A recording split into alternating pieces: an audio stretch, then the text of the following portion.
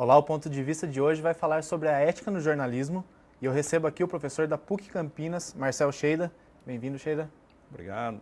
Scheida, a primeira pergunta é básica, né? O que é ser ético no jornalismo?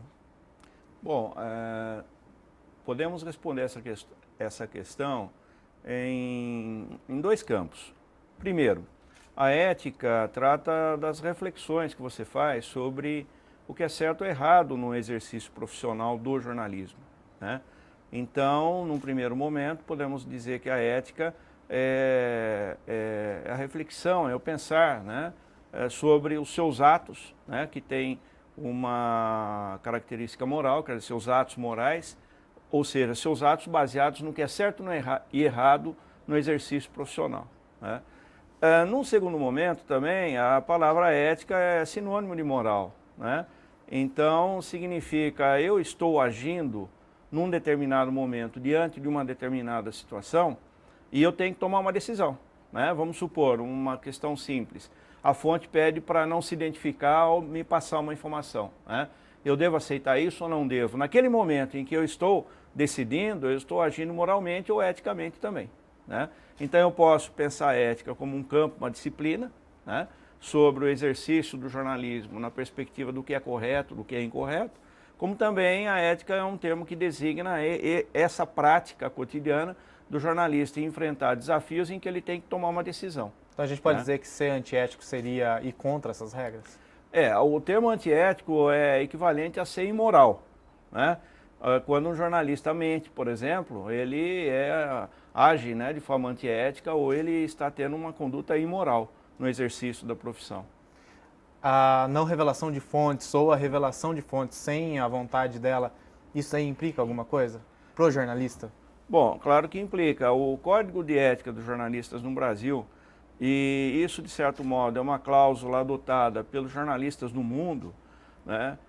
Diante de uma informação que é de relevante interesse público, o jornalista pode manter o anonimato da fonte, né? Isso, de certo modo, até na nossa Constituição, isso é previsto, né? No exercício profissional, você manter o anonimato. No entanto, o jornalista tem que tomar várias precauções para divulgar uma informação baseada numa fonte anônima, ou seja, ele tem que checar, tem que apurar melhor, tem que se documentar. Agora, o mundo que está hoje aí, né, extremamente acelerado, faz com que muitas vezes o jornalista se acomode em usar a informação que é obtida de fontes anônimas, né, simplesmente com o intuito de garantir a produção ou às vezes com a pretensão de furar os concorrentes, né? E aí ele corre um risco muito grande de publicar uma informação que não está bem apurada, né? Daí a gente cai muito no jornalismo declaratório que fala, né? Isso, no declaratório, que é muito comum, né, ocorrer exatamente por causa dessa pressa, né, e por causa de uma certa zona de comodismo que o jornalista usufrui de não apurar de forma mais crítica, né, aquela informação. E, Scheida, a gente falou muito do papel do jornalista, mas qual que é o papel do veículo? Como que um veículo ele pode se manter ético? Bom, depende do veículo. A ética, antes de tudo, trata do comportamento moral do indivíduo, né? Quando a gente fala da organização da empresa, a gente cai aí numa outra dimensão, que são as regras, né? A linha editorial, a política editorial, né? Então, são regras que se inspiram, né, em certos valores éticos, certos valores morais, mas a empresa em si é uma organização que tem uma projeção política e econômica, né? No caso aí, muitas empresas se inspiram nos valores éticos, por exemplo, para definir que um dos princípios editoriais é publicar aquilo que é verdade, né? Só que isso aí serve apenas como um orientador, né? Porque a gente sabe que no campo da prática política e econômica, a empresa nem sempre é visível nos seus atos, né? Ou como se diz usando um termo mais comum, nem sempre é tão transparente. Então essa verdade é um valor que orienta e que também está direcionado para um determinado fazer apenas, né? Então nós temos essas contradições aí na relação entre a empresa e o fazer jornalístico. Então a gente pode dizer que às vezes a empresa ela acaba criando uma ética de acordo com o manual dela, o manual de redação dela. ou não? Olha, o que ocorre nas empresas jornalísticas é que elas adotam a elaboração de certos manuais ou princípios, ou cartas de princípios, né? Aqui no Brasil, por exemplo, todas as associações que reúnem as empresas de comunicação, a ABERT, a NJ, todas, a BERJ, a de revista, Associação Brasileira dos Editores de Revista também, eles têm um código de princípios, né? Agora, cada empresa também tem o seu, né, que de certo modo compõe a política editorial dessa empresa. Não são todas, porque principalmente as médias e pequenas empresas não dão muita atenção para isso, né? Agora, as grandes têm geralmente sua carta de princípio ou seu manual que estabelece algumas orientações éticas, né? Agora, a ética ou esses princípios, essas normas, esses valores são orientadores, né? Porque muitas vezes a pessoa se depara com certas pressões, certos conflitos de interesses que geram decisões que nem sempre estão amparadas por aqueles princípios éticos, né? Os interesses, às vezes, mais privados, né? Os interesses mais particulares, diante de uma situação que é um desafio, né?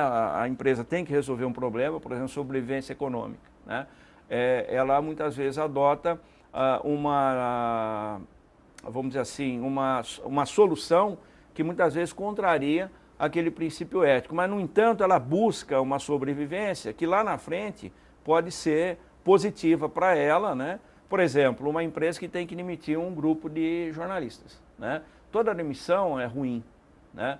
Agora, a empresa muitas vezes precisa fazer isso para sobreviver economicamente. Então, ela busca algo benéfico lá na frente, causando esse problema.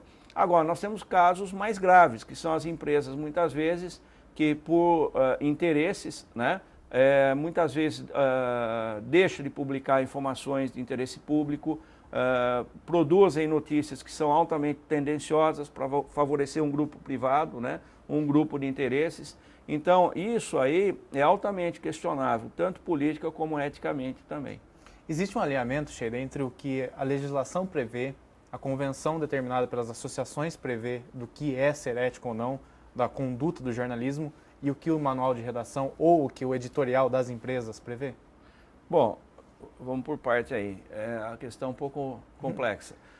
Primeiro, a ética não diz como você tem que agir. Ela não se trata de uma fórmula de comportamento, né? Trata-se de orientações, né, de princípios, como o próprio termo diz, né, que orientam uma decisão ou que orientam uma ação. Agora, quando você está diante de um problema, nem sempre você se submete drasticamente àquela a norma, né? E vai depender do problema que é enfrentado. Ocorre que esse campo é um campo bastante conflitivo, né, ou conflituoso, né? Por quê? Porque no campo da comunicação, à medida em que você projeta informações de variadas fontes, inevitavelmente surge o conflito, né? O campo da comunicação social é um campo político. Se é um campo político, é um campo de conflito, né, dos mais variados interesses. O que a empresa jornalística hoje no Brasil procura fazer, primeiro, né, é sobreviver economicamente, né? Porque essa é a razão maior da estrutura empresarial. Ela é uma organização econômica, contábil, né, que tem interesses políticos bem claros nisso aí, tá certo? A notícia é uma mercadoria, né? Ela virou até mesmo, pode-se dizer, um tipo de commodity. É uma mercadoria que a empresa manuseia para obter o seu lucro e a sua sobrevivência. No entanto, nós temos diversos modelos de empresas. Há as empresas que têm uma estrutura basicamente, né, capitalista, né, econômico, financeiro, organizada, etc. e tal, como resultado da iniciativa privada. E nós temos também empresas que são estatais, organizações estatais ou até mesmo áreas pertencentes ao governo do Estado que produzem informação, que manuseiam informação, como é o caso aqui da TV Câmara, né? Que eu acho que é um avanço muito grande em termos da transparência, da maior visibilidade ao que é feito e o que pensa o mundo político ou governamental. Nesse caso, nós temos aí éticas diferentes, né? A forma de pensar o que é certo e errado é diferente. A empresa pública, por exemplo, a organização pública, o seu objetivo maior é divulgar aquilo que é de positivo, que ela entende ser positivo para a comunidade, né? Já a empresa privada trata a notícia como mercadoria, né? Então, os interesses que ocorrem em ambos os campos aí são diferentes. E os desafios que eles enfrentam também são diferentes. Então, a forma de manusear a informação também é relativa, né? Por exemplo, o que se pauta na empresa estatal, se você pegar, por exemplo, a Radiobras, né, a empresa brasileira de comunicação, que é do governo federal, você encontra lá um tipo de interesse, um tipo de objetivo que também está amparado em certos princípios chamados éticos, mas pertence ao mundo político. Então nós vamos encontrar aí duas dimensões que nem sempre são pacíficas, que é o campo da ética e o campo da política, né? A política trata do poder, né? O objetivo maior da política é o poder, né? As relações de poder para, de certo modo, em termos ideais, servir à sociedade. Já o campo da ética não discute, ou melhor, o campo da ética discute outra coisa. São os valores que geram a sua ação a partir do que é bom, do que é ruim, né? Do que é bem, do que é mal, baseado nesses valores cultivados pelos costumes sociais, pelos costumes de uma comunidade, de uma sociedade. Então, por exemplo, no mundo político, a ação de produção informativa está ancorada fundamentalmente no exercício do poder, né? Já no exercício individual, quando você, como jornalista, sai para fazer uma apuração, você está preocupado em cumprir a sua tarefa, é claro, da melhor maneira possível, a partir de certos valores que você carrega pessoalmente, sem, claro, né, se distanciar daquilo que é empresa, do que os valores jornalísticos de modo geral, ou até mesmo do público que espera de você, como agir naquele modo. O jornalista ele tem que ter essa consciência do que o leitor dele espera, ou o telespectador dele espera. Então, aí ele também tem que ter isso aí. Porém, nós temos uma área aí que também é dispar, né? Porque muitas vezes o jornalista precisa apurar e publicar uma informação que nem sempre agrada ao público. E hoje nós vivemos um tipo de público, um tipo de comportamento muito baseado naquela ideia de que se aquilo me agrada ou não me agrada, né? As informações hoje tendem a atender esse agradar, né? Que é uma forma de comportamento, é uma forma de relação com os jornais, com os jornalistas, que se distancia um pouco do refletir, né? Então, o que acontece? Muitas vezes uma informação que apresenta alto nível de dramaticidade ou de elementos que aparentemente são negativos socialmente, é importante que se publique, para gerar uma reflexão. Mas muitas vezes tem parte do público que verifica aquilo, que recebe aquilo como algo injurioso para ele nesse agradar. É preciso saber os limites entre ser crítico, informar e entreter, é isso? Não, aí o que existe é uma disparidade porque nós vivemos hoje muito, né, uma carga que pesa em relação a um condicionamento de recepção que é o entretenimento. Todo o sistema econômico no campo da comunicação, seja ela na propaganda de modo geral e até mesmo uma certa cultura que está aí, foca muito o entretenimento, a diversão, né? O prazer imediato, né? E esse tipo de comportamento ou de recepção, ou de expectativa, né, que o público carrega, muitas vezes entra em choque com aquilo que é uma informação altamente relevante e crítica, que precisa ser, você precisa romper ou precisa superar esse estado de expectativa, né, de entretenimento, de algo prazeroso, para entrar num estado de reflexão sobre aquele problema, né? Porque o mundo real aí é problemático, né? Então, o que acontece muitas vezes é que o jornalista, dependendo da empresa, ela pode focar mais o entretenimento ou ela pode focar mais as notícias que são, vamos dizer assim, que a gente chama de alienantes, né? Não são notícias com o objetivo de refletir, de fazer a pessoa se mobilizar politicamente, entender melhor seu papel. Mais de passar o tempo. Exatamente, é o passatempo, a diversão, é o entretenimento mesmo, né? Sheila, a gente volta daqui a pouco falando sobre isso. O ponto de vista de hoje está falando sobre a ética no jornalismo com o professor Marcel Sheida da PUC.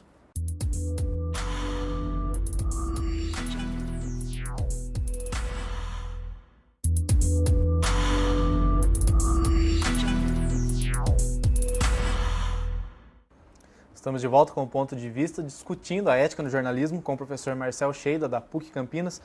Scheida, a gente vinha falando anteriormente sobre o entretenimento na notícia. A gente tem muito programa de TV, principalmente, que mistura jornalismo com entretenimento. Até onde isso é ético, até onde isso muda o rumo da comunicação? Bem, no campo ético, isso nos leva a uma grande reflexão, a grande crítica, né, que se dirige ao fato da notícia ser travestida desse entretenimento, né, para cativar a audiência, né? Agora, algo fica bem claro entre os pesquisadores, os estudiosos. O entretenimento não tem a finalidade de reflexão, né? Não tem a finalidade de gerar uma mobilização crítica do público em torno daquele tema, né? O entretenimento tem a finalidade de satisfazer momentaneamente a pessoa numa dimensão emocional. Então, agrada ou não agrada, por isso que o humor hoje é uma modalidade aí de bastante sucesso. Aliás, sempre foi, mas hoje se intensificou isso aí.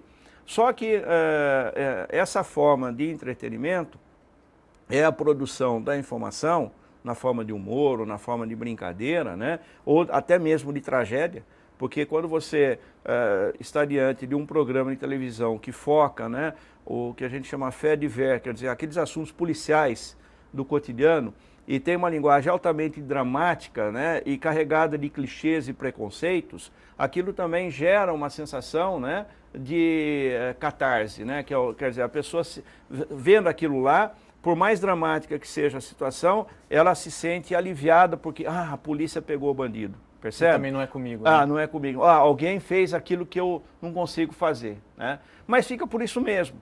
Ela não sai dali para discutir se a política de segurança pública está sendo eficaz, né? Ela não discute se aquela situação é motivada pelo quê, né? As causas não são objeto de uma reflexão. E no caso, por exemplo, do jornalismo com humor, quando ele faz um jornalismo de denúncia misturado com humor, ele acaba afastando o valor real da notícia? Do trabalho do jornalismo? Não deixa de ocorrer uma certa distorção aí, né? Porque, a rigor, a notícia tem a finalidade de informar, manter as pessoas informadas, e o jornalista precisa apurá-la e tratá-la de uma maneira que seja a expressão, né? A notícia, o relato, de maior fidelidade com aquele fato, com o fato ocorrido. Quando você introduz esses elementos, né, a não ser que o fato propicie, então muitas vezes você encontra uma notícia assim, o ladrão foi tentar escapar e ficou preso no buraco ali que ele fez.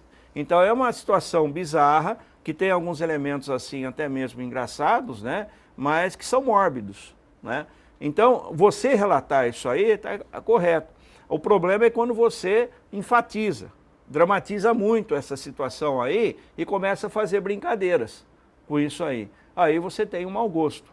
Porém, de certo modo, isso pode gerar um debate. Ou debate não, um tipo de reação do público que amplia a audiência. Então, de certo modo, atingir um determinado objetivo, que é ampliar a audiência. Agora, a rigor, eticamente, é um problema isso aí, né? Porque você produz uma notícia para informar, para gerar reflexão, você produz uma notícia simplesmente para agradar momentaneamente o público. Sem dar sequência naquele trabalho de denúncia. Exatamente. E hoje está acontecendo um problema bastante preocupante, que é o seguinte: a produção intensa de informação, né, e a quantidade de informação está acentuando, né, a gente chama isso de fugacidade, ou seja, as pessoas recebem uma informação, logo em seguida outra e outra e outra e outra e outra, né? Você está diante de uma tela de computador ou no timeline do Twitter, por exemplo, no seu celular, o que acontece? Você tem uma informação atrás da outra.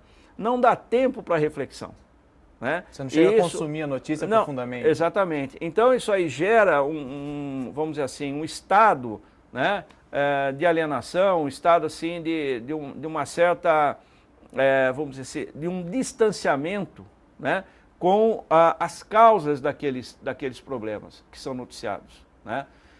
E isso aí contribui também para essa audiência. Hoje as pessoas estão muito condicionadas, né? Tem um monte de informação e muitas vezes as pessoas não sabem o que fazer com esse monte de informação.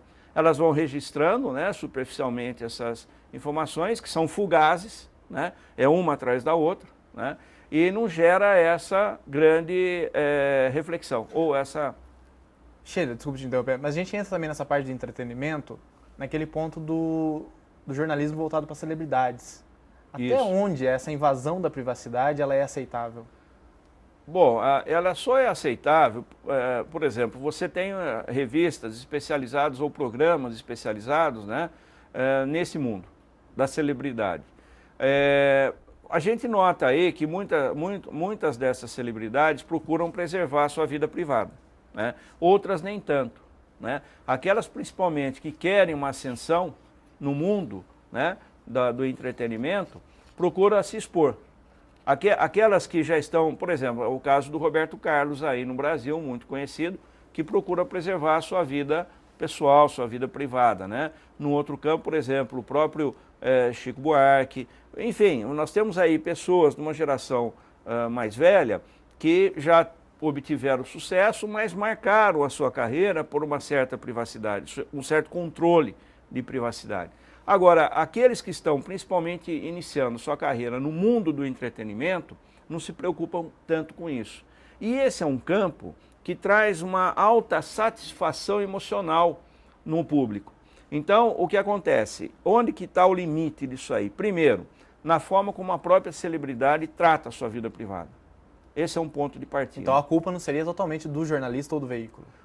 Não, nós temos que pensar a organização ou a política editorial da empresa se ela é focada no mundo da celebridade. Então, se ela é focada naquilo, né, como nós temos aí a própria revista Caras, que é um exemplo, e outras revistas similares, ou programas de televisão também que falam da fofoca, os programas de fofoca, etc. e tal.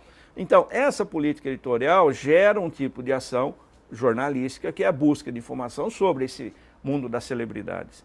E os jornalistas, os fotógrafos, os cameramen vão atrás disso aí, né, para obter o máximo possível de informação. Mas nos ambientes que isso aí favorece, ou seja, favorece a obtenção de informação. Muitas celebridades se dispõem a atender, outras nem tanto, né? Então cria-se aí um conflito. Porém, quando a celebridade, né, optou por essa vida, de certo modo, ela cedeu parte da sua vida privada para o mundo público. É inevitável, não tem como, né? Agora, o jornalista, ou os jornais, ou os fotógrafos, muitas vezes, chegam a abusar, chegam a invadir um espaço de privacidade e intimidade dessas pessoas. Não quando estão no ambiente público, porque se elas estão no ambiente público, aí não tem como. Aí não pode ser considerado invasão. Exatamente. Agora, quando você invade a privacidade, é quando você invade o espaço privado da pessoa. Por exemplo, muitas vezes você vê aí o sujeito, uma celebridade, está com a janela do carro aberta, lá vai o repórter enfiando o microfone dentro do carro, né? Aparentemente, isso aí, o cara está ali, está na rua, não, mas o carro é um espaço privado, é uma propriedade privada, né? Aquele ambiente interno do carro é privativo, né? Então, a não ser que se a celebridade, não, pode, aceito, mas tem celebridade que não, eu não quero falar e fecha a janela. Então, um exemplo, e o outro é invadir o espaço, né, residencial, o espaço de trabalho da pessoa, o que não é correto isso aí. Agora, a celebridade e o jornalista, sempre, nos últimos tempos, sempre tiveram um certo conflito, né? Porque o que acontece? A celebridade quer se expor de uma maneira positiva, porque está envolvida a imagem, a carreira, o interesse econômico dela, etc. e tal. O jornalista quer expor isso publicamente. Como a celebridade ofereceu uma parte do que ela faz para o mundo público, fica uma fronteira um pouco difícil de delimitar. Entre o jornalista saber o que ele realmente pode explorar. Não, ele sabe, o jornalista, eticamente, é obrigado a saber. Eu não posso invadir a propriedade da pessoa. O espaço da propriedade dela, não. Agora, o outro que é um pouco complicado também é a intimidade. Porque a intimidade está exatamente no controle e no limite do corpo. Até que momento, ou como, em que situação o jornalista deve invadir a intimidade? Por exemplo, quando a gente lê sobre notícias relativas à relação amorosa, relação sexual de algumas celebridades, né, o relacionamento sexual de algumas celebridades, isso já pertence ao mundo da intimidade. Aí o jornalista ele já extrapolou, então, o limite. Ele não só extrapola, né, a alguns princípios éticos, né, mas como ele expõe determinado tipo de informação, determinado tipo de celebridade. E qual é o objetivo desse tipo de informação? Isso causa algum dano para o jornalismo em si? Causa e não causa, porque se você tem um público, né, receptivo a esse tipo de informação, você tem audiência. Né? Tanto que, se nós pensarmos no jornalismo, esse tipo de informação sempre teve muito presente. Se nós pegarmos a origem de vários jornais que a gente chamava, que se chamava na antiguidade de gazetas, as gazetas começam a surgir exatamente para opor um tipo de informação que era o rumor, que era publicado, os boatos, que a gente chama boatos, né, que eram publicados à época em impressos anônimos. Então, por exemplo, isso é um histórico muito interessante, é o que ocorre na França, no período anterior à Revolução Francesa, em que o próprio, bem anterior, começa lá no século XVII propriamente, quando, por volta de 1630, surge um primeiro jornal oficial francês, uma gazeta, né, da monarquia francesa, que vinha com o objetivo exatamente de se opor aos boatos e rumores que eram publicados em folhas anônimas. Né? O que acontecia era o seguinte: nesse período do reinado, quase 2 séculos, né, século XVII, século XVIII, até a Revolução Francesa, muitas informações que os vassalos, né, os servos, né, obtinham nos bastidores, porque eles eram íntimos da aristocracia. Por quê? Eles vestiam a aristocracia, eles cuidavam da higiene da aristocracia, eles atendiam, quer dizer, eram os empregados do palácio. Aí então eles viviam, expondo... Aí eles serviam de fontes, muitas vezes, para esses sujeitos que eram, vamos dizer assim, os proto-repórteres, né? Quer dizer, são os primeiros repórteres lá no passado do jornalismo, em que eles pegavam essas informações e a forma que eles tinham de atingir a família real era publicando-as em folhetos anônimos. Então você tinha muitos folhetos anônimos com o relato do quem era amante de quem estava saindo com quem, né? Quem estava traindo quem.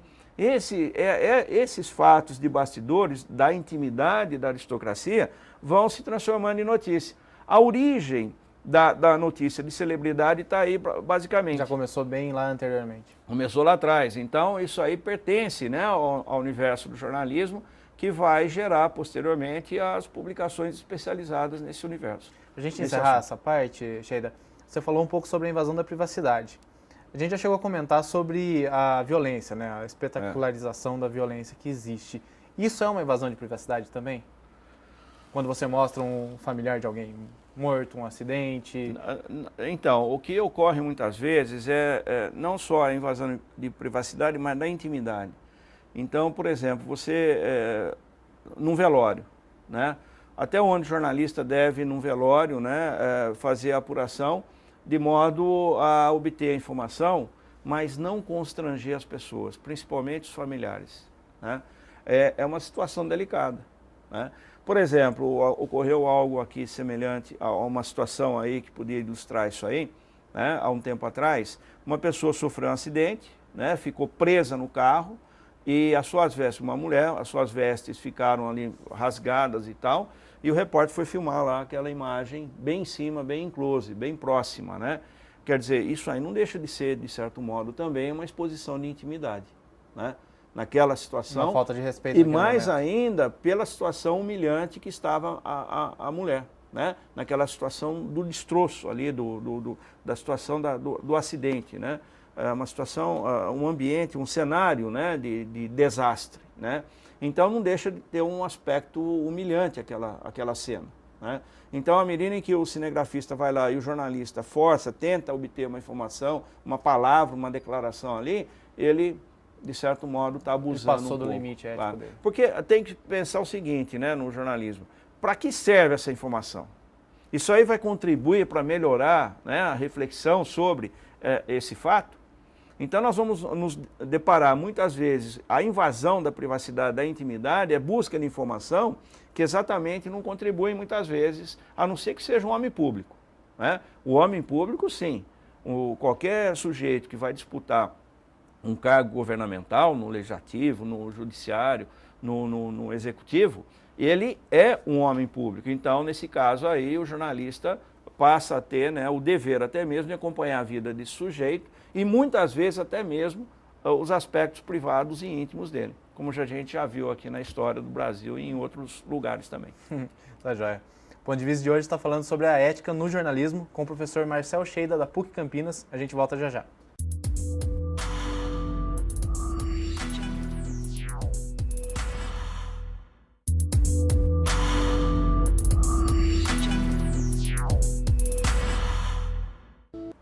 Voltamos com o Ponto de Vista falando sobre ética no jornalismo com o professor Marcel Sheida. Sheida, um ponto que a gente já chegou até a citar meio por cima, mas existe um pouco da subjetividade do jornalista. Como que ele deve se portar para ele não atropelar o fato diante das opiniões próprias dele, conseguir relatar isso de forma correta para quem está lendo, está assistindo? Bom, há todo um treinamento para o jornalista saber identificar o fato e trabalhar o fato numa dimensão da produção do relato que seja mais fiel a esse fato aí. Nós somos indivíduos em que o olhar para o mundo é parte e também as ideias, os desejos, né? Quer dizer, essa dimensão subjetiva está integrada, é uma unidade. Não dá para separar, vamos dizer assim, a subjetividade do indivíduo do que ele vê no mundo que a gente chama de objeto, né? Não dá para separar. Isso aí é uma unidade. O que o jornalista tem é um treinamento para focar o seu olhar para o mundo de modo a reduzir, né, ao mínimo a interferência dos aspectos subjetivos, que são inevitáveis. Por exemplo, se eu estou olhando você aqui, eu estou olhando numa perspectiva, diferentemente do cameraman. Ele olha numa outra, isso é parte da subjetividade, quer dizer, da sua posição diante do que se chama objeto, né? E cada jornalista olha o objeto a partir de uma posição. E a partir também de uma formação, a partir de seus valores, a partir da sua experiência, da sua história de vida, da sua história profissional. Agora, ele é treinado para tentar reduzir a interferência desses aspectos subjetivos na construção da notícia. Por exemplo, algo muito simples, o vocabulário, né? Por mais que o jornalista se especialize no que faz, ele precisa dominar o vocabulário. Tem jornalistas que dominam muito mais, outros menos, né? Principalmente hoje nessa luta, né? Nessa pressa em se produzir informação, a gente verifica que o vocabulário hoje está muito restrito na produção de notícia. Então, isso é fruto não só de aspectos objetivos, de como se produz, mas também de aspectos subjetivos. Que vocabulário que eu domino para contar uma coisa? Então, não há como... Ou qual vocabulário eu devo usar para contar aqui. Exatamente. Então, isso vai depender de cada indivíduo, percebe? Porque não há, na percepção de compararmos, por exemplo, uma redação que tem uma equipe lá de 5 jornalistas que cobrem, por exemplo, economia. Os 5 têm um dicionário em si, quer dizer que seria esse domínio vocabular próprio. Cada um tem o seu. Apesar de todos ali conhecerem as principais palavras, ou as palavras mais predominantes para relatar assuntos econômicos, financeiros, etc. e tal. Mas cada um vai construir de um modo, né? O que o jornalista é treinado é para tentar ser o máximo possível honesto na apuração, para transformar essa apuração num relato que seja mais fiel possível àquele fato. Mas é errado ele dar uma versão dele, diante da visão dele? Não, ou não? Olha só. O que é errado? Não, o errado é ele distorcer, né? O que é outra coisa. Julgar valor é errado.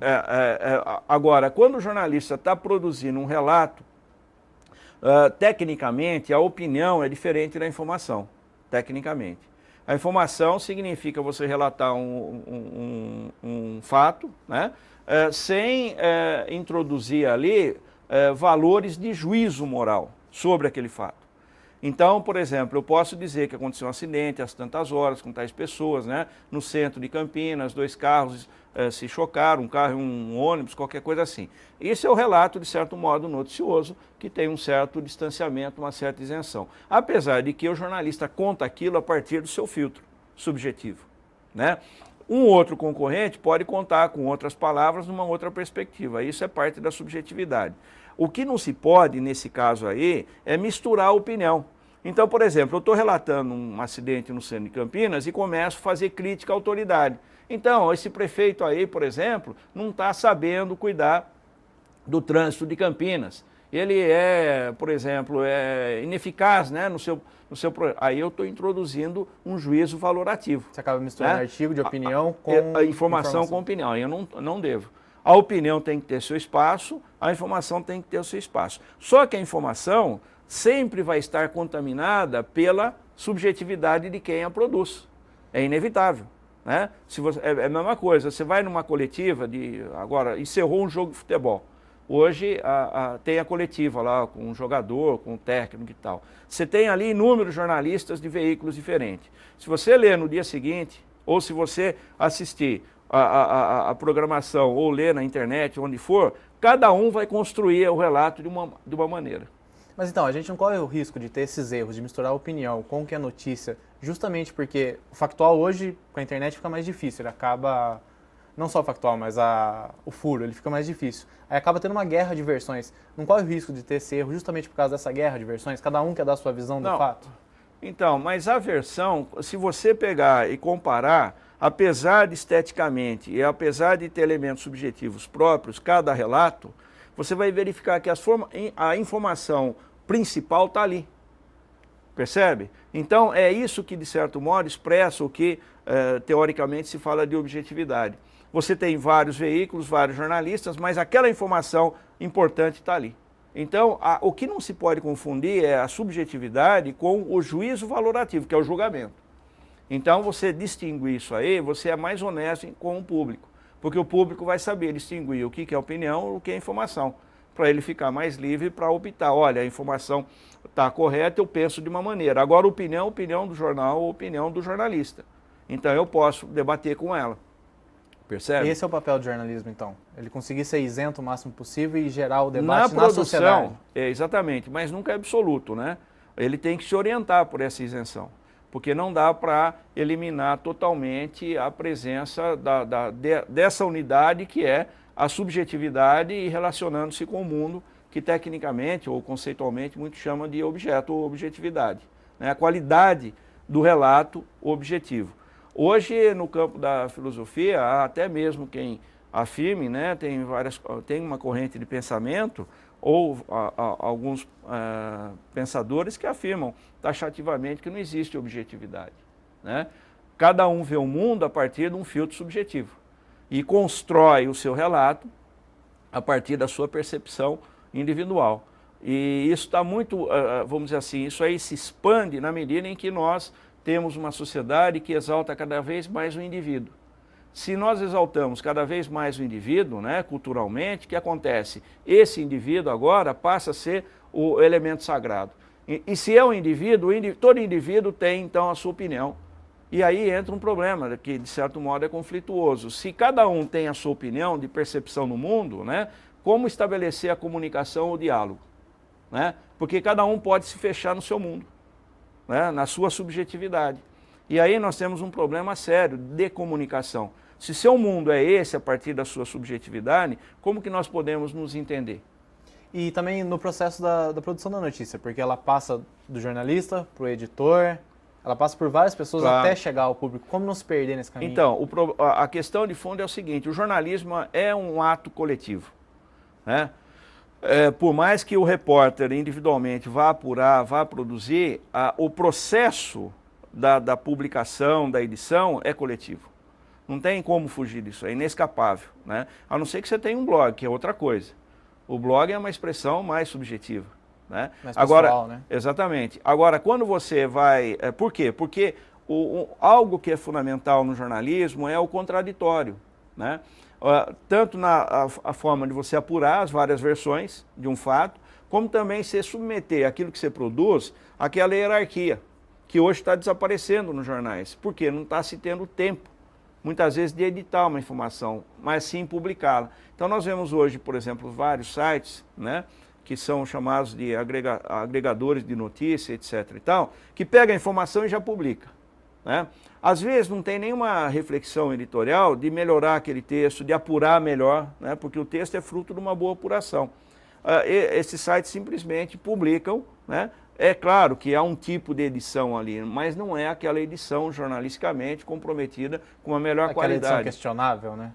Mas que essa edição de maior qualidade é fruto de uma relação entre o que é apurado, o que é checado, o que é documentado e o texto final para ser publicado. Muitas vezes o que a gente vê na internet com esses vários sites é que eles coletam notícias de várias outras fontes na própria internet, né? Ou então de assessorias de imprensa que chegam material para eles, e eles fazem o que, vamos dizer assim, a gente, na escola chamava paráfrase, né? Fazem eles reescrevem aquele texto. Não deixa de ser uma forma de edição, percebe? Mas ela não está comprometida com uma checagem, uma apuração na informação. Eles não produzem a partir da apuração. Se tiver um erro ali, esse erro vai ser somente Exatamente. Se copiado, tiver um erro, copiado. como já tem acontecido, né? Que há uma reprodução de erros, né? Em função de não haver essa checagem, de não haver essa apuração. E Sheida, corre o risco de haver mais erros, principalmente no campo ético, justamente por causa desse jornalismo da internet? Desse formato? O que acontece é o seguinte, o erro sempre esteve presente no jornalismo, né? Agora, o mundo da internet, essa horizontalização do processo de produção de informação e divulgação, porque qualquer pessoa hoje pode abrir uma página em rede social, né, e publicar o que pensa, o que vê, o que vive no dia a dia. Então você tem uma profusão aí, né, magnífica de informação, né? Agora, isso aí não significa ser jornalismo, né? O jornalismo passa por um processo hoje de mudança drástica, né?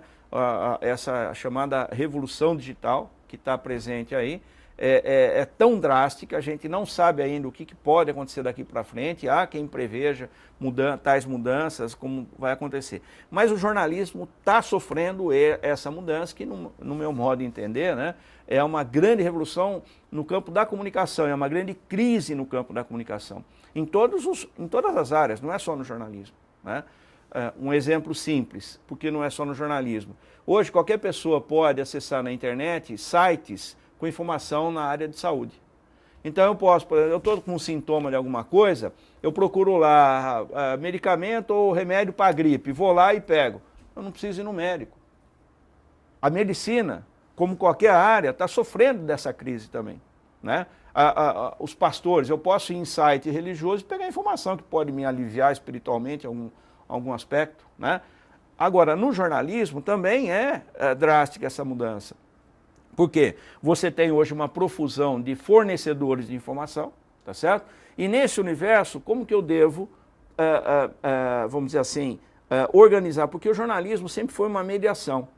O que acontecia? O jornalista era o sujeito que pegava o fato, que era desconhecido da maioria da sociedade, né? Que acontecia num segmento da sociedade, num nicho, transformava esse fato em notícia e socializava esse fato pelo veículo, né? Então ele era um mediador. Hoje acabou isso aí. Hoje as pessoas que vivem aquele fato já estão diretamente... A própria pessoa produz conteúdo. Exatamente. Né? A questão é como editar, como interpretar esses fatos. E hoje a tendência do jornalismo é investir nessa interpretação e na qualificação da interpretação desses fatos, para melhor clarificá-lo para o público. Ele já não é mais aquele mediador que pega o fato e transforma em notícia. Não, ele tende, né, os jornais e jornalistas que querem acompanhar essas mudanças, eles precisam investir nesse processo, que é de melhor interpretação e melhor qualificação daquela informação. Paralelamente com cumprindo esse processo de aceleração da produção, que é muito complicado. Você tem uma combinação aí de aceleração, de velocidade do processo de produção e publicação das informações e, ao mesmo tempo, a busca de audiência. São dois fatores altamente preocupantes para a qualidade da informação.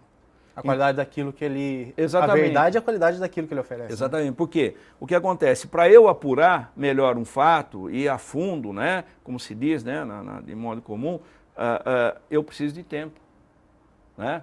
Por mais que um fato aparentemente seja simples, mas todo fato, como uma construção social, é complexo. Então, eu posso aparentemente ver um fato que, aconteceu isso, posso relatar em 5 linhas, como posso pegar esse fato aí e transformar num livro? Então, qual é a medida editorial para eu interpretar e transformar esse processo aí num conjunto ou num relato que seja altamente esclarecedor sobre aquilo ali? Aí que a gente entra no ponto até onde ser ético, no ser ético, ser correto, fazer o trabalho de forma correta. Então, é claro, só que nós estamos também passando por um processo que afeta a ética. Porque à medida em que você tem que produzir com mais velocidade, você tem pressões econômicas, né? Você tem uma competição extraordinária da produção de informação, né? Como que eu devo agir? Né? Então a ética também vamos dizer assim, é afetada profundamente, ou seja, a reflexão sobre esse mundo que está aí, né? De uma produção diferente de informação, de uma oferta diferente de informação, como o jornalista deve agir.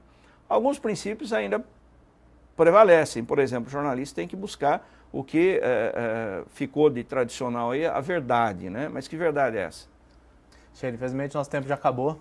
Se quiser concluir o seu pensamento, alguma coisa, deixar algum recado? Eu vou deixar com essa pergunta, né? Que verdade é essa? Né? Que é a grande interrogação que existe aí no campo da ética. Tá, Jair, muito obrigado por ter vindo. E obrigado, eu que agradeço aí o convite. Esse foi o Ponto de Vista, conversou com o professor da PUC Campinas, Marcel Sheida, sobre ética no jornalismo e outros assuntos envolvendo a comunicação aí. Até o próximo programa.